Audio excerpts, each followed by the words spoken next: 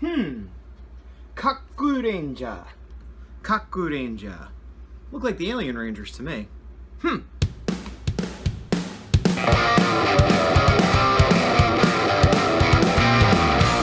Welcome back to Gazbot in Japan. This is the newest installment. This should be day 9, but it's sort of day 8 and 9. The last video was day 7 and 8, and the days are kind of blending together for a few reasons. One, because I was aiming for doing about a half hour per these videos, and it was working out that way. And the other is, it's been, at this point, close to a year since I was there. I'm catching up on these videos late, and I'm combining it from multiple sources. I may have mentioned this before. I had a camcorder, like an old-fashioned, hold this. Then I had my phone, and then I had Q's phone, and then we have pictures and videos. So trying to assemble it all in a linear timeline is time-consuming, but also at times a little bit confusing because of the way we jumped around and did things.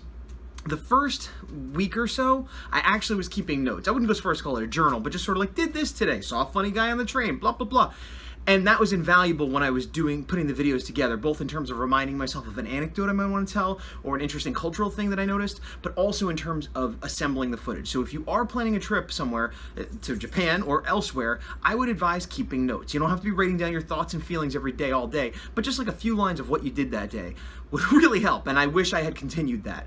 The other thing is, when I was making the videos, some of them I'm like, hey, it's day so-and-so and I'm here, but I wasn't super consistent about that either. So what we're going to look at today is sort of the end of the Kyoto trip, which last time we left the ryokan, the Gyon, and I was in a more of a fancy hotel, which is where we're going to start with. And then we have some adventures there, and I think last time I had said that Q and I went back to that mall that I got into, which we did, but I had like 2 or 3 pictures. I actually have a bunch more pictures of that, so it was more well documented than I realized, so that's why it's sort of a little bit of day 8. Anyway, enough about me here in the US. Let's talk about Gazbot in Japan. Over to you, Japanese.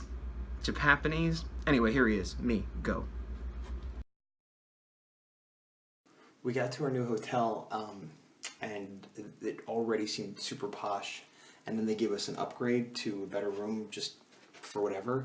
It's gigantic by American standards. It's bizarrely nice. And the bellhop brought our bags in, showed us it was like the most deluxe fancy treatment we've gotten yet. And it's not the most we paid either. It's maybe Kyoto is just like more tourist centric. Also, everyone here seems to speak English much better than the other places we've been, which is also odd to me. So here's the door we come in, and immediately there's a hallway. What? Hallway? Oh, okay. Well, that's a pretty big. Man, look at that mirror. And then there's the shower and the what? What? There's a whole bathtub and a shower. Why? Well, deluxe toilet. Everybody has that. Okay. Well, it's just a big. Oh my! This mirror is giant, and there's Q at a desk. And look, there's a huge window of the city, and another huge window of the city, and this lamp, and like a couch, and a chair, television. All right, well, I guess that's it. Oh, well, here's the bedroom. Apparently, there's a whole nother room, and there's another television, 2 TVs. Why? And a closet for our clothing, and a third window. A third window. But all of this is less interesting to me than my favorite part, which I just discovered and haven't used yet. This little area between the lamp and the wall is a little hallway. I can't imagine why it was created. And look, we go through, and where do we come out? Bingo! Right back here! Why? Why? So yeah, this hotel was ridiculous. It was I still can't understand the discrepancy between like the sizes and different towns and stuff. I guess because this was again more of a tourist area as opposed to the downtown in Akihabara and other places where there are business people there. So they were but still, and then they upgraded us. It was nuts. I know I'm repeating myself, but you don't understand when you're used to staying in little boxes and then you get a room as big as an apartment in America. Plus the view, as you can see, was amazing. But so then, as I said in the preamble, we actually stopped in here first, and then we went out to the mall that I discovered the other day. And that statue is probably from the wrong spot. Okay, so this is actually us heading to the mall, and here's like basically a dollar shop. And we spent some time in there. We did end up eating at the pizza place Shakey's. We did end up getting the dessert, as I mentioned, but we also spent some time shopping. And again, so many awesome little vending machines. I got some of these ultra monsters, but they all came with little snacks and stuff. The reason I'm happy is this is Bon Jovi, which is the New Jersey national anthem, which is where I'm from. Why it was playing English, I don't know. That was a shoe. That's not the shoe Q ended up buying, but it was a shoe. And there's that character stand again. I tended to take a lot of pictures, just like, look, Gundam something, look, it's something. This was neat. Latte art. We didn't go in there, but it looked like they were building things out of foam.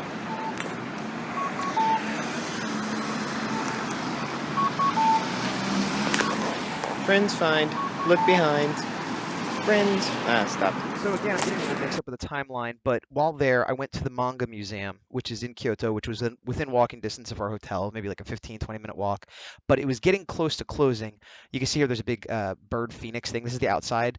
Unfortunately, they didn't let you take pictures or video inside, which was heartbreaking because there was so much awesome stuff to look at. But right here, there was a little cafe. And so on my way in, even though the museum was closing in like an hour, the cafe was closing in like 10 minutes. So I got a quick cup of coffee, which was delicious, and all the walls were decorated with drawings and illustrations from famous manga and anime artists. You can see Gundam, some of which I recognized, some of which I didn't. A lot of the artists I didn't know. Some of the characters I might have known, but like when it's just a head, sometimes it's hard to tell. Mario, obviously. The one I was most excited about, though, was Monkey Punch, who did Lupin the Third, because I know that property. I'm a fan of Lupin the Third, and I know Monkey Punch, the artist. So I took a picture of things. I took a picture of anything that looked cool. But like I said, in all honesty, a lot of this stuff I wasn't sure who did what. But it was just gorgeous. I could see, oh, there's One Punch Man, who at the time I didn't know who he was, but I do now. Yeah, it was just such a fun little cafe, and they had this machine which you like picked what you wanted, bought like a coin or a slip, and then you brought it to the counter and gave it to you. And it made me think of like old-fashioned America when people would buy sandwiches out of machines and stuff. So that was kind of cool too. And yeah, this was really cool. I don't know what that was, but it kind of looked like a Sentinel Iron Man. And yeah, the Monkey Punch drawing should be coming up shortly. I actually took a picture of myself in front of it. And it was not very busy in there. There was only like one person, I guess because it was closing soon. And I nobody really looked at me or paid attention, even though I was taking pictures of everything and myself and kind of making a little bit of a spectacle, at least by Japan standards. But oh, there's the Lupin the Third on the bottom corner there, and then I took a closer picture. You can see his signature there, Monkey Punch, which is in katakana, which I guess, yeah, because it's Monkey Punch in English, and so it must have been a name chosen by a Japanese person to sound cool or exotic or whatever, because it's spelled in katakana, which indicates a foreign language. And yes, this is actually in the manga museum. This is the only place you could photograph. It was an installation exhibit for a particular artist whose name escapes me now, but it was a book about sand, and so the whole room was filled with sand. They give you special slippers to put over your shoes so you didn't get them dirty, didn't track it everywhere else. And it had process things of had like kind of reimaginings and printouts in different ways. Oh, there is Yuchi Yokohama. I probably just mispronounced that. But then it had like lettering samples, and it had like nuts and bolts stuff. But then it also, like, you could see just like the cartoon sand pouring from the ceiling. And again, this was outside, which is the only reason I could take a picture of that. And this was by the plants. I guess you have to worry about angry caterpillars stinging you. The only souvenir I got was this Astro Boy coin. They had a lot of cool posters and tapestries and things, wall hangings of like Mazinger Z and other like 70s super robots and properties that I'd be interested in, but they were sold out of all of them and they wouldn't sell me the displays, and it was heartbreaking. But I heartily recommend anybody check out the museum if you have a chance, if you're in Kyoto. Even if you're not a big fan of comics, it's just a lot of beautiful art. It's really neat. They have like a library where you can look at anything you want. And they also had something that was really cool, which was like castings of famous artists' hands. Like, when you see this, I see this at bar mitzvahs and stuff where people put their hands in like a cup of guck and they pull it out and then there's like a plaster cast of it. But what was awesome was it was all the way they held their pen or pencil or brush. And it was fascinating to see the different way. I mean, a lot of them were like variations on a theme, but some were just like the craziest grips you'd ever seen. And as an artist, I found it interesting, but I think most people would find that interesting. And like I said, the whole museum is great. And the fact that you can't take pictures, it's not like you could watch a tour. Even now you're watching this is like the YouTube tour that you would have had, but I can't give it to you. So it's definitely something you have to go do for yourself, and allow yourself more than the hour that I gave myself, because I was definitely very rushed. So on the way back, I stopped at 7-Eleven. Now, 7-Eleven is awesome there, and as I said, it's sort of a very multi-purpose thing. And what I needed to do, I think I might have got a soda, but aside from that, is I needed to get tickets printed out. I had bought tickets to an Ultraman stunt show extravaganza thing through a reseller in America. Cost a bunch of extra money that it shouldn't have, but you then needed to take that code and get it printed out at 7-Eleven, which is what I did, which is just such a weird thing. It's almost like a Ticketmaster there. This was a Pokemon 3DS thing they had going on. Now, I had my 3DS with me with Pokemon, but I could not get this to function. I don't know if it was a region lock thing or whatever, but I was really excited to make it work and get some Japanese exclusive Pokemon, but no, alas. Just got out of the manga museum. It's day 8, still in Kyoto. and I'm walking home. It's starting to get a little dark. For one thing, the 7-Elevens here are awesome. They are also sort of some kind of bank or stock exchange, but the regular 7-Elevens have all kinds of like real food, and they still sell comics. Granted, they're manga, they're Japanese comics, but that's better than their American counterparts. The reason I'm making this right now, though, is as I'm walking home, they allow bikes on the sidewalk here, which I think is great because I hate riding in the street. Sidewalks are nice and big. There's an area for bikes. Nobody's having a problem with it. And as it's getting dark, the bikes are using their lights. And the lights are down low, kind of on the fork of the front tire, which makes great sense because it'll light the road easier and better, and it won't blind people as they're coming into it. So once again, Japan, scoring big. This is my Coke Zero that's slightly smaller than a regular Coke Zero in America. Although I guess this is a regular Coke Zero here, and ours are slightly bigger than a regular one. And now we're back into wibbly-wobbly, timey-wimey continuity, because in my mind, I had gone to the museum and that was the end of the day, but I guess I went back to the hotel, which is, here I am taking pictures in front of hotel things, some sort of flat stained glass, which was cool. And here's the outside again. And then we went back to the mall again, and we went to Shakey's Pizza, which is here. It's sort of an all-you-can-eat pizza buffet. Our friend Topher had mentioned it, that he went to school there for a little while, and he ate there a lot. It wasn't super cheap, but I definitely get my money's worth at any all-you-can-eat buffet. But you can see the crazy pizzas with corn, and if you like meat, they had even more. I happen to be a vegetarian, so my options were limited. But limited options still means like 17 different types of crazy pizza. And then we went back to that arcade place, which was next to a movie theater. They had Minions in Japanese. Here's the dessert we had that I showed you the other day, but it's a better picture of it. They have crazy shirts, like I have friends that buy that kind of stuff to wear, but it's not really my style, but it's still fun to look at. But so now, okay, we went back to what I thought was just slot machines and gambling, but it actually had real video games too. And a lot of these things were themed. You can see Evangelion, pachinko machines and slot machines. I keep saying slot machines. There's a Left 4 Dead that was like a typing game with a mouse and stuff, and they had the card games. This was in the bathroom, and Game Panic, that's the name of the place. And here you can see another Evangelion. That is a slot machine, but gambling, I mentioned this before, is not really legal, and this isn't gambling. It's like you get tokens, which you could then get certain things for, but if you go through certain back alley channels, you could turn that into money somehow. The main thing I played there was this Gundam card game, and Q was playing a Dragon Ball Z one, but I made the mistake of getting what I thought were tokens to play, but I got like the gambling coins for like a 20, the equivalent of a 20, and I realized, oh, this is not what I wanted. I can't use this to play the games. And I tried to, in my broken Japanese and their little bit of English, explain like, oh, I didn't want this. Can I get money back and whatever? And they're like, oh no. And they were super apologetic. And again, great customer service. They were like, no, I'm sorry. You have basically explained you have to use this on the pseudo gambling games, which in America would be the equivalent of ticket games, where you then trade it in for like little fuzzy balls or whatever. There was sort of that aspect to it. But again, I think there's this sort of unspoken, more sinister reason. I don't know. The whole thing was a little hard to understand as a foreigner. But they basically, I think they got that I'm a dumb foreigner that wanted to play video games that accidentally bought gambling coins. But they legally could not refund my money because they're not allowed to give you money for those coins and blah, blah, blah. So they sort of apologized, showed what machines to use. I gave Q the money to use on those machines. And then since they saw that I kept playing the Gundam game, they kept bringing me cards, like reward cards from tournaments and other rare cards. And just like, every 15, 20 minutes I was playing, they'd come by and give me another one, which was awesome. Now, it's possible they just do that if you play it long enough, like when you're in, Las Vegas and they give you drinks. But I took it more as a customer service, like, we can't give you your money back, but here's some free cards. But then again, it was fun. And I didn't mind losing a little bit of money, especially because I got a bunch of free cards. Now in America, the cards are completely useless except as collectibles, but still, it was a really fun night. I forgot to mention at 7-Eleven, I picked up this Shin Ultraman comic that was $2 for hundreds of pages, which is great. And they clearly promote manga as, I'll say art form, but as a cultural consumable, whatever. I liked it. It was good. And to be clear, it was an anthology with other stories and characters as well. These are some free mini posters we got of various movies in Japanese, some Japanese movies, some, Western movies in Japan. But it was cool that you could just have these little flyers. I see people selling them in Japanese stores here in America for $1 or $2 each, but they just give them away there, which is cool. And here we are fading into some purchases. There is, oh man, it's an Ultra Kaiju. I can't remember the name, but I got him at a Gashpon machine. And that is a soundtrack to Ultraman Ginga Strium, which was the current Sentai, which is now not Sentai, Ultraman series, which is now a year old. But it was exactly what I wanted because it had every theme song from every Ultraman there had ever been. And really, I was looking for the first one or two, but that was just pay dirt. It was great. And that was when I got that. That was another chance to practice my Japanese using words like music. So we were heading out of the hotel, and again, I don't remember if it was the same night or the next morning at some point, and I got this breakfast. The apple pies from McDonald's in Japan are fantastic, better than America. I don't know why. Here they are again. This was my breakfast. It was just delicious. Q decided to take a nice little nap, which is smart, and I should have done.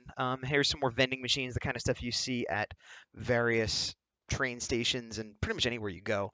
And we were traveling to this hotel, which was to be our base of operations for Anime Japan 2015, which is what we were doing the next day. There's that peanut butter sandwich I love. I got those Choco Blacks. Those were like chocolate covered potato chips, and they were pretty damn good.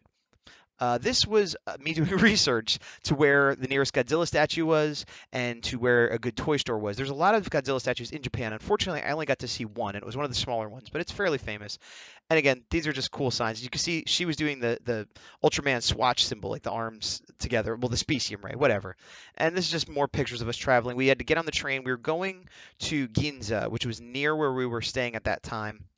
And we didn't have a real plan that day. It was sort of like, let's get ready for tomorrow was the plan. So did a little bit on the spot research. Showadori. Dori is street in Japanese. Then you see Ginza. And it was sort of like, I'm pretty sure it's near here. And we found it because there's this big Sailor Moon display out front. And this is sort of a famous Japanese toy store, the name of which is escaping me. Anime Robot. It'll come up while we're watching this video, I'm sure. I bought one of these Ultraman masks.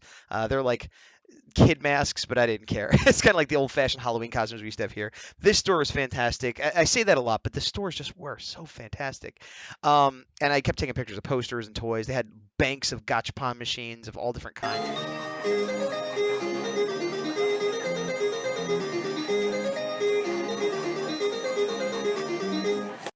Hot Wheels displays, or actually, I don't know if those are brand name Hot Wheels, but die-cast cars. This little Mega Man machine that had all the different Mega Man, and I actually got Classic, which is what I was going for, so I was happy about that. And this fellow, who I guess is supposed to be a rollover dog, but in that box, it was kind of creepy. Then they all started barking at me. It was terrifying. This was one of my favorite things. It was several stories tall, as a lot of the stores are, and it was this mirrored spiral staircase that had a bunch of the Ultra Heroes. I don't think it had every single one, but it had all the major ones anyway. The first 6, and then the later ones. Here's me posing with a few of them. There's, I think, Tiga and Dinah and Victory. And I would love this to like have a mansion one day and have this be my staircase with all the different Ultra Heroes at each level. It was kind of impossible to get a shot of all of them, and I was tempted to steal some. I mean, I wouldn't really, but I wanted to bring them home. Took a picture next to Ginga, who is the second most recent, but I prefer him to Victory, which is the newest. There's Victory. Not that there's anything wrong with Victory. Not that most of you care. But yeah, I probably took way too many pictures of what essentially is a staircase with posters. And then toys, crazy toys. Oh, they had a little statue of Ultraman that was signed by a bunch of people. I'm assuming actors that worked on the show. They had so many vinyl. They had Kamen Rider and everything else. They had this awesome Transformers display right here, which had an Optimus Prime head. Again, I wanted to steal that. I wanted to steal a lot of things. I wanted to buy things I could buy and steal things I couldn't. For some reason, in Japan, I did a lot of saluting. I don't do that normally, but like a lot of things. There's that flying Ultraman, which is pretty cool. Oh, and check this out. There's a towel on the rack here. This is all the current Ultraman stuff. Let's cut back to Gaz in America. Just want to pause right there to talk to you fine folks from my bathroom back here in America in the future or in the present, however you want to look at it. Why am I stopping? Why am I in the bathroom? One of the things that we picked up that you could see it in one of the photos that we just passed was an Ultraman towel. And it's funny because Q was the one that's like, let's get this towel. You know, you like Ultraman, she likes Ultraman too, but it's, you know, I love Ultraman. And I'm like, what are we gonna do with the towel? It's not big enough to like be a real towel, like a beach towel. It's like a kid's towel. And I'm like, it's cool, but what are we gonna hang it like a poster? And I don't know. But she convinced me to get it, and I did, and I'm really glad. It wasn't very expensive. I think it was like $10. But it's one of my favorite things that we got. You can see here we're actually using it as a hand towel, which never even occurred to me. And you know, when I get tired of looking at Victory, I flip it over on the other side, and it's got Ginga. And it's also, because it was an anniversary series, it has a bunch of the other Ultra Heroes, the original ones, on it. And it's fun because guests could see it and enjoy it, even if they're not into that sort of thing. As functional, I see it almost every day. You know, I haven't used another hand towel since. I just wash it every now and then and keep using it. Also, a lot of the toys and other things that we acquired could technically be acquired here here in the United States. Through the internet and various resellers, it might cost more, it might take longer, things like that, but certain things just don't make it over here, because who wants a kid's towel of the current Ultraman season? Mostly nobody. Me, and I'm very happy I got it, but that's kind of my point, is that some of the most fun things that I acquired weren't the big collectible things, but just little, like, things that you would have if you lived there, and not really worth exporting out. And it makes me sad to think that one day this is going to wear out. And back to Japan, and more vinyls or sofubis. There's 6-inch, there's 5-inch, there's spark dolls, there's regular dolls. Here's more, like there's kids' underwear, which, well, I should have bought that. I could have made a hat out of it. But as you can see, this is kind of what I was talking about, like coloring books and things like that. These vinyls are awesome, and I love this just wall of them that you see everywhere that you never see in America, or if you do, they're crazy expensive. And this store I kind of enjoyed more than the Toys R Us, even, because Toys R Us had a lot of American stuff, but this store was mostly just Japanese properties. And they had everything from like little kitty toys all the way up to like adult master grade model Gundams and $100, statues and things like that. And they had a racing area. I forgot about that, where like literally, oh, buy these slot cars and then race. And here you can see the more collectible stuff under glass. And this was a Doraemon like transformer, like Gestalt, like all the different cutie robots combined to be a big one. Gundam everywhere. I'm not a big Gundam guy. I mean, I like it in that it's cool robots, but I don't follow the mythology. I don't build the models, but I appreciated that it was everywhere. And there's Hatsune Miku, and this was a weird Lupin. I do like Lupin, but this looks like some sort of artist interpretation. And there's some Evangelion and some Street Fighter. I mean, you name it, they probably had it at this store. And if not, they had it at the store next door. There's some Scouters for Dragon Ball. I don't know what they call them in Japan. These were kind of cool headsets, but they seemed cheaply made, at least for my standards. Like I always break headsets, so while I was tempted to get some cool ones with Japanese designs, I know I just break them. These were toothbrush people, like Star Wars toothbrush heads. They were kid size. I was tempted to buy them. I didn't. And then this is us leaving there and heading over towards the Godzilla statue area. And again, this is the Godzilla in Ginza. There's one near Toho Studios. Then there's a newer one for the legendary Godzilla. And then there's a slide one. The slide one is one I really wanted to go to. But, oh, there it is. Gojira. And it's maybe 3 feet tall, 4 feet tall, but it's on a pedestal. There you go. You can see that makes it so it's about the same height as a human. But really good detail. You can see I was taking pictures of like kind of the skin. Some of these pictures are a little blurry. And this is based on one of the older Godzillas. I'm not sure if it's supposed to be the 54, which is the first one. Probably not. It's a little bit too chunky. Maybe it's not supposed to be any particular one, but it does a good job of representing just the icon of what Godzilla is. And while I am bummed I didn't get to see the other ones, I was glad I at least got to see this one. And there was also sort of a Hollywood Walk of Fame thing with handprints, but it was a raised handprint instead of an indented one and no feet. And they all had signatures. I'm assuming these are actors and creators and writers that worked on Godzilla films, although I'm not sure, and I don't know the creators well enough. I know the name of like 2 suit actors, and that's pretty much it. But we spent a little bit of time there taking pictures and having fun. And people enjoyed laughing at me as I took my pictures with Godzilla. And here I am turning into Ultraman, getting ready to fight Godzilla. And then Godzilla turns into Ultraman and fights himself. And the day is saved by Gazbot and Godzilla. So right around this area, we decided to get some food. We went to like a little noodle shop. And again, this was it was touristy in the sense that it was in a city, but it was all Japanese people. I got this weird pizza because, again, being a vegetarian, I don't have a lot of options. It was all right. It kept me from being starving. Q enjoyed her noodles more than I enjoyed my pizza, but it was a fun little place, more for the atmosphere than anything else. Q decided to have an Ultraman head, which I appreciated. Crabs are in this elevator. They will pinch your fingers. There's a lot of watch out for your fingers signs that are, different little cute cartoons, but I don't know. I feel like it might be confusing if you're a child. This is a different store, actually. This was another electronic store that we saw on the way back. And again, if you're looking for toys, go to an electronic store. On floor 3, it'll be toys. Floor 5, it'll be luggage. It's crazy, And again, they had the higher end $30 SH Figure Arts figures, but then they had, more traditional, like kid-centric toys. Although in Japan, it seems even the kid-centric toys are a little bit more expensive than they are here in America. But the quality on average is better as well. So, you get what you pay for, I guess, everywhere in the world, in America as in Japan.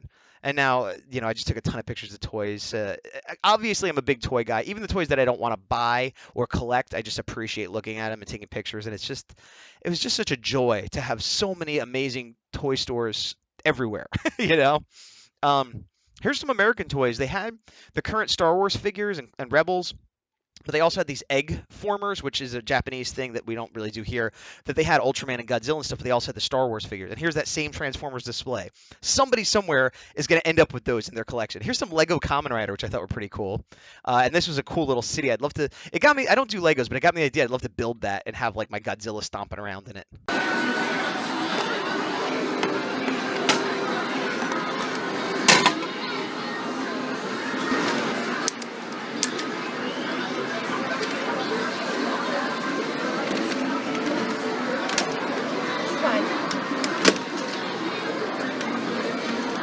But you need the car key to put in there. That's what this is. Oh. I think it's not on though. Spoiler, it was not on. It was a Gazbot machine that had these little cars. Kamen Rider Drive was the current Kamen Rider season, and the gimmick was that there were little cars that you'd put into the belt and get different powers and stuff. And I had played a demo of it at one of the other toy stores, and it was awesome. And I basically bought the car for like $3, wanting to play with the demo that then didn't. And as you can see, some of these toys, even like the younger kid toys, are like awesome Transformers and like this multi-deck racetrack thing. And yeah, so that was pretty cool. And then here's just a picture for the Death Note musical that people would probably enjoy. I don't actually know Death Note, but I know it's very popular. And then, yeah, we just sort of wandered around getting back to our hotel room. This area over here was like a street vendor hot dog place, and there was a smoking area, but it's hard to see. But these were little lights on the ground that would light up randomly and make it look like, I don't know, Christmas space floor for the smoking area. In the train station, we actually found a vegan I guess it was like a ramen shop or a curry shop, I should say. And I had always wanted to do curry, but it's usually not vegetarian, let alone vegan. I didn't love it. The noodles were good, but it was just, it was great that they had even in English. No meat, no fish, no eggs, no anything. So it's good as an option, especially for vegans, which is even harder, but I didn't love it. Hey, here's everything I bought that day. There's the Ultraman towel and the mask and some little Pokemons. Actually, Q got those. And some vinyl Spark dolls. And that is a Star Wars Rebels chopper figure, which is American. But the cost, I think it was $8. It was basically what I would pay in America, and I've never seen it in America. I figured I could rip over the packaging, keep it small. It wouldn't take up a lot of room. And instead of paying $20 for it from a reseller in America, I got it in Japan at cost. So there you go. Hey, this is Gazbot in America once again. Something I had planned to do with this series that I never quite did was, and it's weird, I hurt myself with this, I had a box of souvenirs, a lot of toys and things like that, that I wasn't going through. And as I did each day of the video, at the end, it was like, oh, here are the things I bought that day. And then I would open them up, put them on my shelf, play with them. And I did that to a certain extent, but the idea was at the end of the video that I would show you guys what it was I exactly got and why I may have wanted it. And I kind of never really did that. Like, I would sort of show the photo, but that's what I got today. And as a result, I have a box of stuff now, a year later, that I'm just going through as I do these. But today, I'm actually going to show you what I got. This is the Ultraman manga, the big fat one that I got. And you see it says 200 yen, which is just under $2. Look how thick that is. That's like 2 inches. And it's not ads. I mean, there's a few ads in it, but it's all comics. It's not all Ultraman, but also it has color in some of it. I mean, it's mostly black and white. But if you look at the back here, there's like a poster of King Joe and a girl and color, and there's a few other inserts like that. So again, this is awesome. If I lived in Japan, I'd have a problem because my bookshelf would be filled with these and I'd run out of room very quickly. Okay, the other thing, this is the Kamen Rider Drive car that you saw in the video, and you can see it's just a cheesy little car, but you flip it and you stick it in, and it's a Sentai thing. Eventually, I'm probably gonna break down and buy the belt, which I don't want to because I don't really collect Kamen Rider stuff, but it's just so awesome. The electronics in it, I'm a sucker for that kind of stuff. And also, it came with this little black PVC Kamen Rider guy. This is the Mega Man keychain. This is the CD that I mentioned, the Ultraman. It's Ginga Stream, which is, like, as of 2016, the second newest, but it has all the theme songs, at least the main theme songs from all the Ultraman different series, which is pretty awesome. And now I've cheated this. Looks like it's sealed, but it's in a little slipcase, and I actually have this already imported into my iPhone. So this was the Gashpan Ultra Kaiju. Let me assemble it real quick. It was 3 pieces, took 2 seconds to assemble. He's got this cool back. I don't think he was from the original Ultraman. I'm not sure which series he's from. I don't recognize him, but he's a cool little guy. And he has an apple in his hand because the conceit of this series was they were all having some sort of food. I don't know if there's a reason beyond why not, but anyway, he's going up on my shelf right there. Here's all the Gundam cards I collected the whole time I was there. This was sort of the card that you bought to be able to play the game. You'd insert it into the machine. And then these were the play cards that you would use these, and there were pilots and mechs, and, it would affect the game. But then here's an example of one that like they gave me. Actually, I don't even know if they gave it to me, but it's like crazy sparkle, 6,000 points. I don't know, these could be worth $1 million or a penny each, I have no idea. I don't plan on selling them. Oh, I even got a couple Common Riders in there. I forgot I played the Common Rider game. Especially I talk about not being a fan of Common Rider. Here's Black, which was Masked Rider in the US back in the 90s. More Spark Dolls. This is Ultraman Dark, which is basically just the evil version of the original Ultraman. This is Valky, who was one of the main bad guys. You sort of like the henchman bad guy in Ginga. And then this was Gene Killer, which then became Gene 9, which is a giant robot, cool. 5 inches tall, which is a little bit shorter than normal 6-inch vinyl. Getting very toy heavy here, which is why I put it at the end.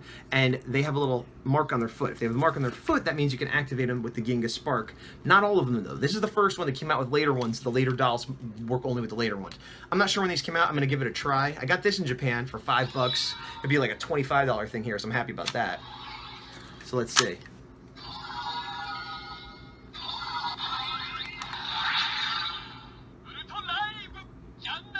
John 9, it worked. All right. And then press it again. And that's the noise, theoretically, that goes with the character. All right, let's try Valky.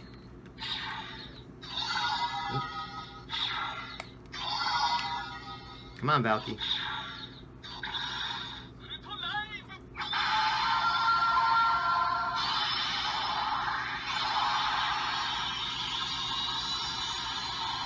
Nothing.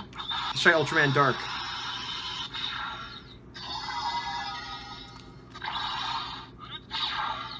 So in conclusion, it looks like John 9 is the only one that works with this version of the Ginga Spark. I don't know if it has to do with the numbering system or what, but I got these for very cheap. You can see here, this is $3.62, which again, roughly translates to $3.62, but the dollar was a little bit stronger than yen, so this was like a hair over $3.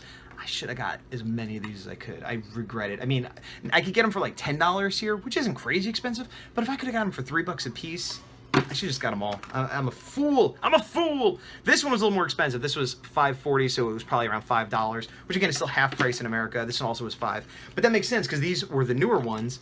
This is the older one. But ironically, the older ones are the ones I like because they work. But I don't know. Again, this is a little bit too toy heavy. You can watch my toy shots for more of this kind of talk.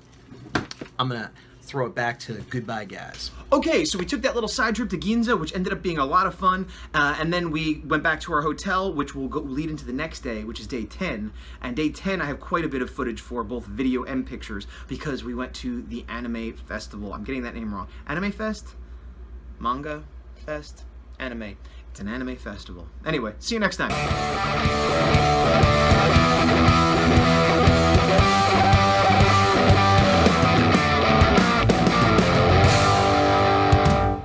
Alright, so we end our trip back in Akihabara. Wait, where were we? I don't know.